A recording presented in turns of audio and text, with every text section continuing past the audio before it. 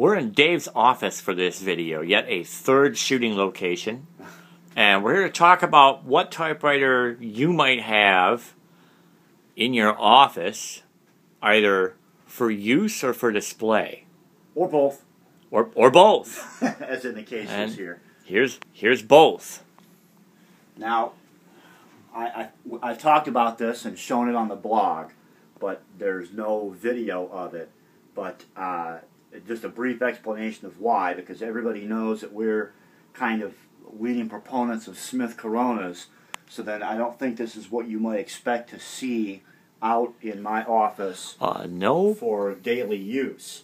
However, this being a home office, we have a baby, and I want to be able to type when he's sleeping. And another thing that I think isn't immediately obvious is that these machines are really fast. If you're a good typist and you have good rhythm and strong fingers, these noiseless machines, when they're tuned right and they're clean, they're fast. And this one, you can see here and note the different colored insert here. This one was actually rebuilt at Remington Typewriter at some later point. So it's a 6, but with a crinkle finish. Yep. And then you also see I have a Line of Time. Who was it had that at the last get-together? I think Peter Wheel had one. Well, here's another one, Peter. And this, briefly, we'll just say, if you've ever looked at one of these Remington noiselesses of this age, you'll notice that they never have paper tables. And you wonder why that is? Well, I wonder if it's because they intended you to put this behind it.